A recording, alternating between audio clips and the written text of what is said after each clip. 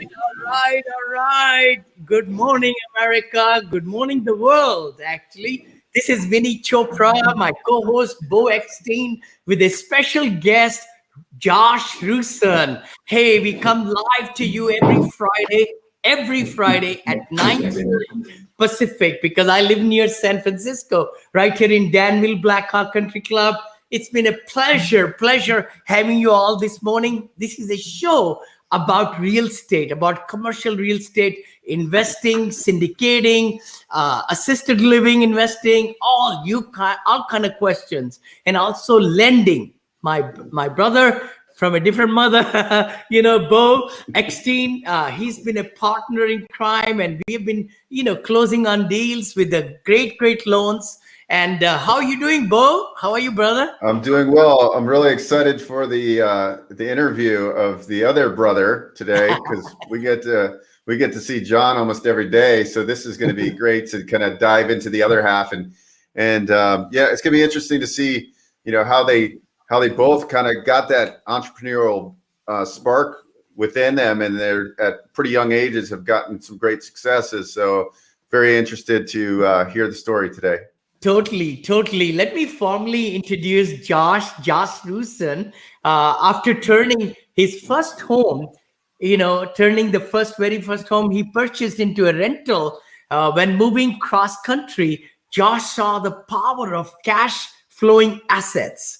To further get his foot in the door, he joined up with one of the nation's largest real estate investing education companies in the United States. I know them quite well, where he became passionate about helping others while furthering his own investing career. And he was very successful at it. We're going to ask him about that. After realizing the power of multifamily, which we talk a lot about, multifamily, as you know, in this channel, he joined Jake and Gino, another very good friends of ours, Jake and Gino team, to grow his portfolio in multifamily while expanding the Jake and Gino community, which is wonderful community, expanding every day, every week, and so on. So currently, Josh owns close to 400 units and going on more. Hey, Josh, welcome, buddy. How are you?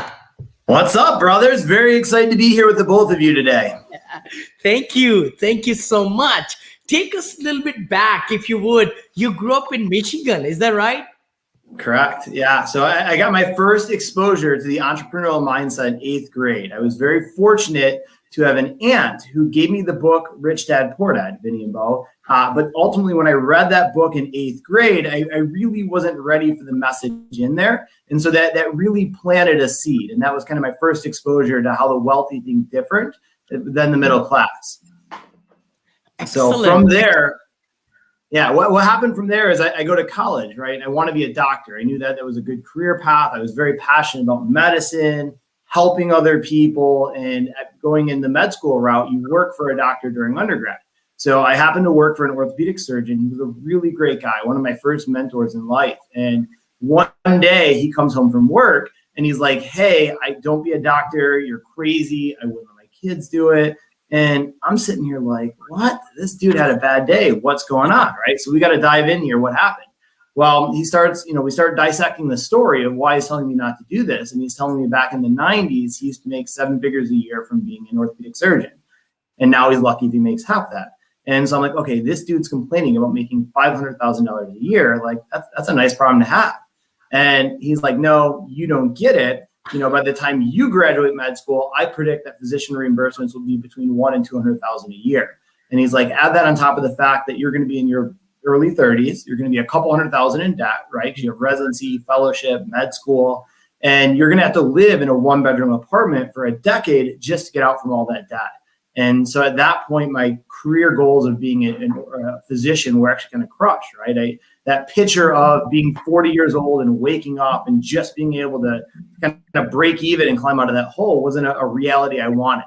And realizing I had to do something else, I asked that physician, hey, what would you do if you were me? And he goes, look, I make more money from my businesses than I do being a doctor. And so that's really when I decided I wanted to enter the entrepreneurial path. Excellent. Wow. So that was then, so you just shifted how did you get involved in real estate then, right? Yes, that's a good question, right? So at that point, I knew I wanted to do anything entrepreneurial, and I didn't have a lot of capital. I had a biology degree. So I moved home and I started exploring these different business options. And one of them was starting a car detailing company. I was always very passionate about meticulously keeping my belongings, including my cars. And then the other one I looked at was a home healthcare company. And I realized that the silver tsunami was coming in Vinney. I actually tried a home healthcare company. But the problem was I didn't know the difference versus activity versus accomplishment, meaning 6 months into attempting to get a business off the ground, I had a website, I had business cards, I had a brochure, LLC, a Google Voice number, but I didn't generate any revenue. And so my parents, I was still living at their house. They're like, Josh, it's time to grow up, right? You got to get in the real world. You got to go out there and get a job, essentially applying pressure. So that really shattered that dream of getting into that business. And at that point, I knew I had to do something different. Well, my parents basically forced me to get a job. And so I was at my aunt's house, the one who gave me Rich Dad Poor Dad, and she's in real estate. She's an investor in Michigan and also an agent. And she goes, Josh, why don't you get in real estate? And I'm like, are you going to put me up? My parents are basically going to kick me out if I don't get a job. She was like, no. So I started doing further research, and I found a company that's a large real estate education company. And what they encouraged was entrepreneurship. So being an entrepreneur within what they teach. So I thought, I'm going to go there, go get a job. I'm going to learn the systems, tools, and resources to build my business. And then I'm going to leave them. And that's when I made the leap to San Diego, California. And that was really how I got into real estate investing. Yes. Wow. And you did very well. So let me get into your mind. I mean, you're a very successful individual, and and your brother, John, I mean, I have, been working with him for almost 2 years. I love him to death, So what's your mindset? I mean, what are some principles you will share with the audience that has really taken you to such a high, successful careers right now, Yeah. Yeah, Vinney, that's an awesome question. So a few things that I really realized that really helped me get to where I'm at today is one, success leaves clues. So anything you're looking to do out there, there's someone that's probably done it. And there's really two ways to learn things. One is the school of hard knocks. Look, I could go out there and I could piece it together. I was trying to do it. You're going to make mistakes. You just write them down and then you try not to repeat them. But the other way to do it is a school of applied knowledge. So for example, with that home healthcare company, if I would have had someone who's built that business and coached me step by step on how to do it, I probably would have done the right steps in the right order, and 6 months in had an income producing business. And so for me, I truly believe time is our most valuable asset. And if I can compress time and get there sooner, that's by far the best way to go out there and build this business. So I think that's by one of my best principles there, Vinney. Excellent. I mean, if I may say that to the audience, that's what really helped me 14, 15 years back now, that I've been doing all these syndications, done 34 really successful syndications and turned the units over 22 times, closing the circle with the properties and all because of education. As a matter of fact, I just interviewed my mentor, David Lindahl. I'd love to mention his name again. And just a couple of weeks back. And the key thing was that I took the time to learn the business, right? Joshua, what you're saying, if I had not done that and not spent 30,000, I think I spent on me, but my team, we spent a lot more, I wouldn't be where I am today. So I hope that everybody looks at it. I know this whole social media has become with the free knowledge. Everybody wants free knowledge. And then they go from point to point to point to point, but not really a strong mentor. That's so important. Yeah, Vinney, you bring up a good point, right? When I hear that you spent 30,000, I would contest that and say you invested, because let me ask you, what kind of ROI did that 30,000 create? Oh my God. Millions. Zillions. I know. I mean, I am so happy I learned the business. Thank goodness. And you know what? The good part is that has paved my way. A lot of time we analyze till we paralyze ourselves, really. And then the fear factor is the biggest one. I don't want to take this step because I'll lose this, right? Or I don't know if this is the right opportunity for me in real estate, or if these numbers crunching what I did is correct. So having a coach, hold your hand and ask you the right questions is the best way you can really make some right decisions in life. And that's what helped, me. You bet. Yeah. Yes, I agree with that 100%. Go ahead, Beau. Yeah, no, I was going to say, and then also, you also have to pull the trigger, right? Like you can learn from anybody, but if you learn from a great mentor, and get that information, if you don't apply it, it's never going to take effect, right? So there's probably, in your coaching platforms, you see that all the time, right? There's people that they're just great students, but they'll never go out and apply it. And they gotta like release the fear factor, right? Like they're just so scared to pull the trigger. And Josh, what's kind of your takeaway on like those type of people? How do you get them to kind of get off the plate and move? Yeah, so that's a good point. Information without implementation isn't going to manifest any results. And just like if I were to go to the gym and I would say, hey, I want to do 4 sets of 10 of bench press, and it's very easy on that last set to maybe only do 7 or 8 reps when I'm tired, to have a coach or someone to hold you accountable to implementing it. And a lot of times, if you look at the journey, so let's say, if you were to fast or reverse 5 years ago to where I'm at today, and I'm looking at where I'm at, and I'm like, holy crap, this is a big journey. That's very scary and very intimidating. But if I can say, look, step by step, I'm going to take these first few steps, and then they're going to get me where they're at. Those steps that seem a lot easier, and then all of a sudden you look back and you realize how far you've gone. So by breaking it down into actionable steps that you can foresee and know and be confident in executing, that's how you get down that trail of success and on that path. You hit the nail on the head, Joshua. I mean, a lot of time when we are in a cozy situation, right, in the comfort zone, we make so many great, we think about a lot, we dream quite high, we set high goals. But when it comes to working, action, and being consistent, right, consistently moving towards your goal, incrementally, that's the word I just picked up from you. And that's so important because Rome was not built in a day. A lot of time people want to be successful overnight. That doesn't happen, but you got to make it each and every day count, the ROI and ROT, return on investment and return on time. Those two are the biggest factors I see in the success, they're needed in the successfulness, right? Yes, there's a quote there that I really like that hammers it home. And it goes, inch by inch is a cinch. By the yard, it's hard. So when you look inch by inch, step by step, and break it down, it's much easier. And I agree with that wholeheartedly. So true. So true. So tell us more about, I know you have been really managing and, bringing great quality investors to educate, right? So also you are increasing your portfolio. So take us through your, maybe some of the applications, some books that you have read, which really help our audience. And your mindset, I think it's very much in the mindset that you grow from point A to point B in a much faster way, or you could take a slower path. Yeah, Vinney, I'm going to help paint that picture a little bit better for you. So another principle that really helped me get where I'm at today is always working harder on myself than my career. And where I got this from was the 7 Habits of Highly Effective People. And Stephen Covey. Hold on. Yes. And so in that book, I think it's habit number 7. It's always be sharpening the saw. And they tell the story of these 2 guys that have one of those big saws, and they're sitting there sawing away at this tree. And as the guy's walking up, he sees the saw is very rusty. And he comes up to them and he's like, hey guys, look, why don't you take some time to sharpen the saw? And they're sitting there saying, no time, too busy. And they're pushing this rusty saw that's barely doing anything. And the take home lesson there is if they would have sharpened that saw, that they would have taken much less effort to go ahead and cut through that tree.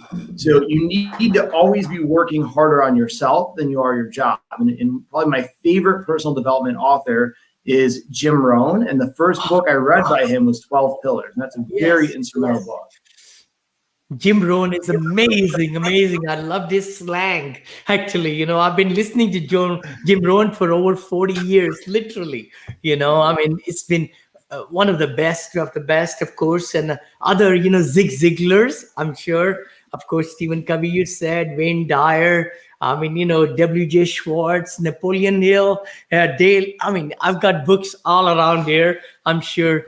All those things. Hey, guys, everybody watching us, please remember, we come live on Fridays at 9:30 Pacific, please tell us where you're from. If you would, chat with us. Yeah, write in the comments. You might have some questions for us, to our guest also. Please go ahead and chat with us and let us know where you're from. We would love to give us some thumbs up, some hearts, some good wishes. Remember to share this episode. We will be putting this whole episode. We go on 7 channels at the same time, through YouTube, through Facebook, of course, LinkedIn, and Facebook pages and all that. It's live, and you could talk to us and ask us questions.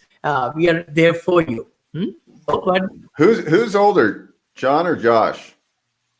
Got him by 2.5 years. So. Oh, look at that. Okay, good.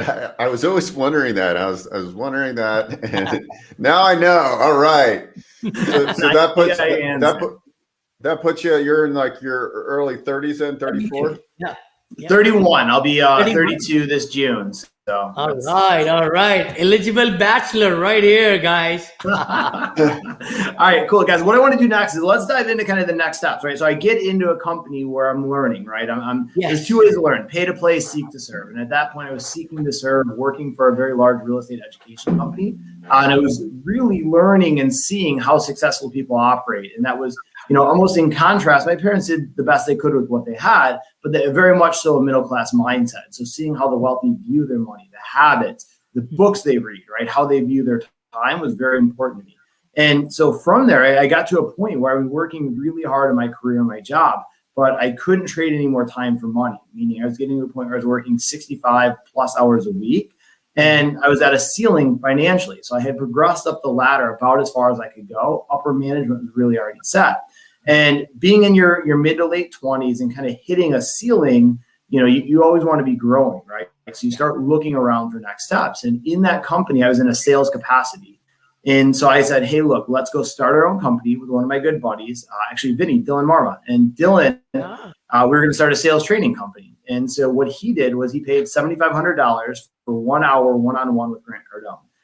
Grant obviously is known for his sales training. At that point, he wasn't as known for his commercial real estate investing, but he definitely had a portfolio. And so this is 3 years ago now, just over.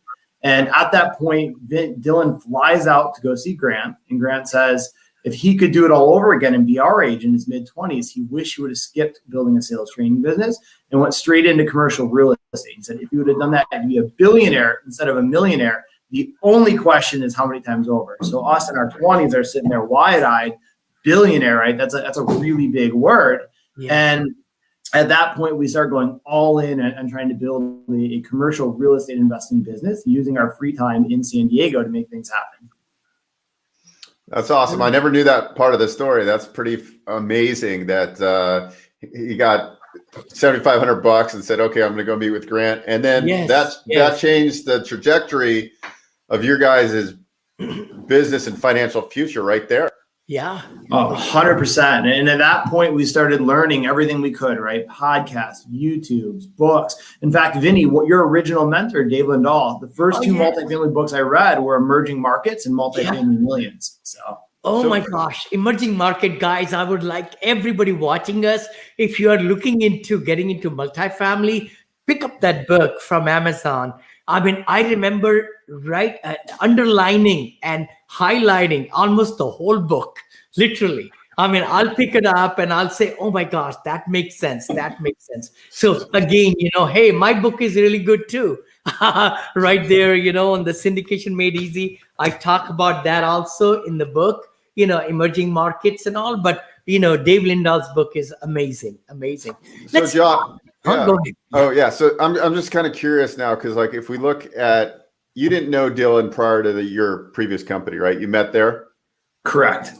Okay. So if you look at like Dylan's and Josh's of the world, right? Like they're very identical. Like we just had Dylan on a few weeks ago, and what is in the Joshes and Dylans of the world that they get ahead so fast, and it's like you guys are so almost identical in the way your mindsets work. I'm just curious.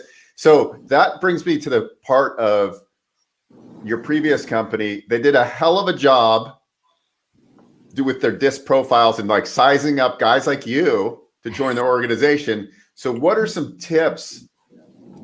Like if I want to bring people on my sales team to find people like you that are up and coming that also would have the interest of working with me, obviously I'd have to provide that value prop on that side. But I think that's the key to really grow a team, right? Like people are looking for the young Joshes and Dylans of the world, and Dylans and Joshes are seeking out those mentors. So what are the tricks? Like, how do they successfully find, how do they find people like you in a great manner like that? Yeah, so I'm going to give 2 habits that people can use to become this type of person, and then 2 ways to find these people. So one, what I try to do is always be investing my time rather than spending my time. So doing things that are moving the needle forward in all aspects of life, right? Whether it's my health, my fitness, financially, and you need some hobbies to progress as well, right? All work and no play makes Josh a dull boy. And then the second thing is always being 1% better, right? So my competition is myself. It's no one else. So how can I be better than I was yesterday? As long as I'm focused on inch by inch getting better, I know that I'm on the right path. Now, as far as what we look for and how we try to identify these people, and this is a really important point, Beau, so I'm glad you brought it up, because a mishire costs you so much, right? To retrain someone and put that time and energy in. And what we look for are 2 things. One is going to be coachability. Someone who doesn't think they know it all and they're willing to learn, because that growth mindset rather than a fixed mindset is incredibly important. And then 2 is going to be having that hunger and a really strong why. So as Vinney and Beau, with the amount of success you have, there are times where this path is not easy, right? It's not you just clock in, clock out. Your results are clearly based on your efforts. And you want someone who knows that and has a strong why, so they're not going to give up when the going gets tough. I think giving up, what you just said is so very true. A lot of us give up. I mean, that's the difference between the 97% and the top 3%, or you could say 7% on the top earners and 93% or like that. That's a pretty large percentage who status quo, about 55%, I think, are status quo, in their personality and where they are. They like comfort and everything. But the thing is, for us to really excel, we need to not give up. Have that mindset that no matter what is thrown at us, right, there is always a better solution and we can overcome anything that comes, on our way. Yes, I love that, guys. So here's what I think. Most people overestimate what they can do in a year and underestimate what they can do in 10. And so if you look at the entrepreneur journey, it's a marathon, not a sprint. And the curve, if you were to kind of have a curve of what success looks like, it's almost this hockey stick curve where it's slow, and then it goes up really fast. So most people are in this paradigm of I'm trading time for money, right? They clock 40 hours in and they expect 40 hours worth of pay, where they're too conditioned to that middle-class mindset. And so they'd have that long-term mindset and realize they're planting seeds. It takes time to water them and then grow the fruit. They'd go a lot further, a lot faster. But instant gratification is a really hard thing to wean yourself off of. You can tell that Josh has read a lot of books. Just listening to him, I'm going, this guy is. So my question to you, Josh, is okay. I think there's a huge difference between people that read and people that apply what they read, right? And I could tell you're actually applying. You're like on the weekends, you're reading and things like that, and I'm sure you're doing a lot of personal development. What besides reading? What else are you doing? Have you done public speaking? What other activities do you do to kind of enhance your game, essentially? Yeah, so this is really good. Public speaking, I am in a Toastmasters, and so I'm always practicing mastering my craft. And in a really good analogy here to hammer this home, if you look at a football team, right, they spend all week preparing for a game. They may practice 4 days and then play for the 5th. So again, you're working harder on your craft, and that way you're training in practice, not on the battlefield. I really like that. Another one is having mentors, right? I practice what I preach, and I have mentors in my life. So a big coach of mine his name's Chris Robinson. He's a John Maxwell leadership coach. And the way I look at coaching is a 2-way approach. So if you guys ever, as a kid, you played those barrel of monkeys, those little red toys, do you remember what I'm talking about? So I look at it like that, right? I have one hand reaching up, and I'm trying to learn from those above me, and I have one hand down, trying to bring up those that I can with me as well, right? I'm always seeking to give and add value. And so one thing that I got from Chris Robinson that was very valuable, Beau, when you bring up this point, is he had me read this book called Know Can Do. It's K-N-O-W, Can Do. And it's about learning less more, right? So like you said, most people try to consume all this information. There's infinite information out there, but if you're not out there implementing this information, the results aren't going to be there. And so if I can take a point, really master that point, maybe read the book twice and get that habit in, and so it's ingrained and now it's a part of me, all of a sudden I'm that much better. Where if I am always moving on to the next book and the next thing and not really sticking with anything, the results probably won't follow or be as good. So true.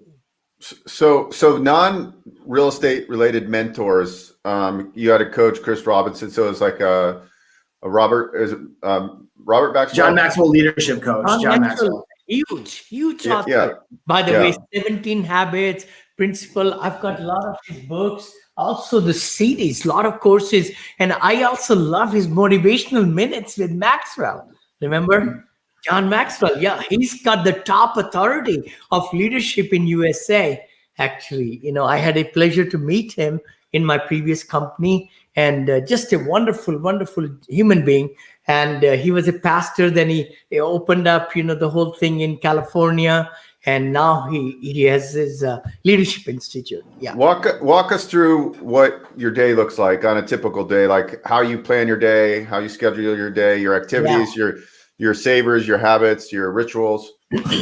Oh man, so let's look at it from a theoretical approach first, and then we'll dive into what a typical day looks like. So another thing that I learned from the 7 Habits of Highly Effective People is to time block, right? And the analogy they use is, if I had this vase and I had rocks, pebbles, and sand, if I put the big rocks in, which first, and then the pebbles and then the sand, I could fit everything in. But if I just kind of threw them in at once, it may not all fit. Now, the take home to implement that in our life, your rocks are your most important things, right? So this is me taking time to read, right? To learn, to master my craft, to hit the gym, to work on my business and to invest in those around me. And then the other things like the pebbles, right? Let's say I get some downtime, I can call my dad and keep in touch with him. That's important. And then the sand is going to be something like, maybe I have a half hour before I go to bed, I read, or maybe I put a podcast on. And those are important. But a lot of times I'll do that for information and entertainment. So if you look at my day, my alarm goes off at 5:30 in the morning. By 5:45, I'm on my way to the gym. And so we do that. Consistency is very easy. And so it makes it just a part of what I do Monday through Friday. I hit the gym, and after that, I'm in the dry sauna for about 15 to 20 minutes. I truly believe there's a lot of benefits of that. And your body is almost the vesicle that you're using to go through this, and your health is wealth, right? So if I had, let's say I work really hard, burn myself out, and I amass a lot of money in it, but I'm sick, then I worked hard for nothing, right? So you want to be like Vinney and have a very long career. So I get myself right first. And that really allows me some time. It's an easy win I can get in the morning. From there, the next thing I do is we have a morning huddle, right? So we always want to share the wins that we had from the previous day. We want to talk about what we have on the calendar for today, that day to do. Doing this, it allows, when you say what you're going to do to someone else, you're more likely to achieve it, right? Because they can call me out if I didn't do it. And then we also talk about sucks and challenges, right? What are we running into so we can troubleshoot and brain solve on these problems?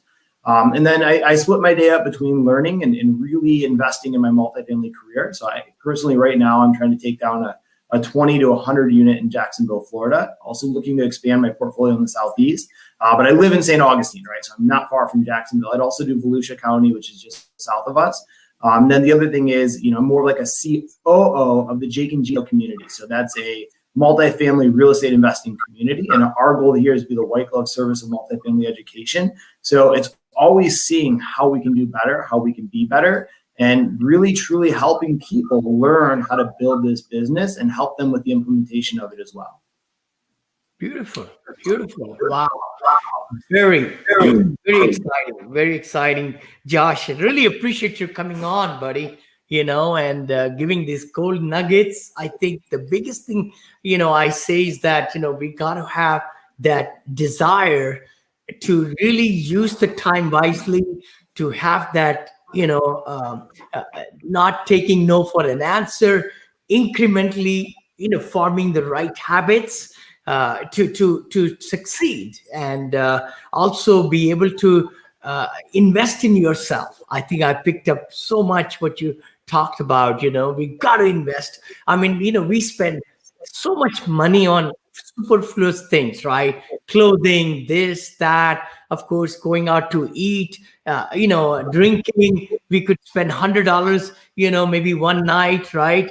But we will not pick up that book, which costs only $10, or get some, special something, even a course or something, which will be not that expensive. But what effect it's going to make in our life is going to be humongous. Like Beau said, when I spent $30,000 many years back, that is, given huge returns.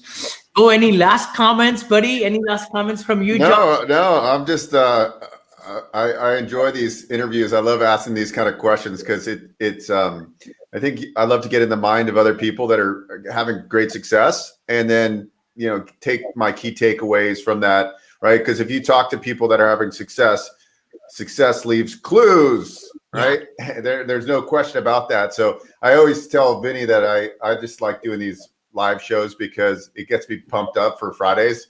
And it makes you step up your game because you're talking to people that are like doing it, right? They're not sorry people. They're very positive. They have routines. They're consistent in life. And that to me inspires me. So I do this show out of selfishness, but hopefully a lot of you that are listening either now or in the future get a lot of value out of all of our great guests. For sure. Hey, Josh, thank you, brother. Thank you so much. And I want to thank you publicly. I asked Josh, I said, Josh, I'm looking for somebody who will really be tremendous, who can, be the vice president of my educational division. And he says, Vinney, I've got somebody in my mind. I remember that text coming back. And I really appreciate you, Josh, for putting me in touch with John. And John was making great money with his company. And I really thankful to him. He took a leap of faith, and I know he'll be going places, with Monil, myself, and Shahid, and, where we are heading with the assisted living and construction and development and syndication world, and writing books together and everything. That's going to be, thanks so much for giving us your time. Appreciate you, bud. How can people reach you, Josh? Yeah. So my email is josh@jakeandgino.com, JakeandGino. My Instagram, feel free to add me there. So it's jroosen23, JROOSEN23. Send me a DM. And Vinney, Beau, listen, I really want to thank the both of you for letting me be a guest on your show. Always a pleasure to surround myself with high-level guys like yourself. And I truly hope this added some value to your listeners. I'm pretty sure it did. I'm pretty sure. Hey, guys, if you like, what you saw today, great nuggets from our guest speakers, please comment and let us know. Just email us or text us at the screen. If you'd like some other great speakers to come on our show, we do it live every Friday at 9:30 Pacific, 12:30 Eastern, and weekly show, Vinney and Beau show. We appreciate your time today with us and everybody watching us. So reach out to Beau or I or Josh if it can be of any help to you. Thank you so much. Thank you, Josh, buddy. Thank you. Bye, guys. See you next week. Bye-bye.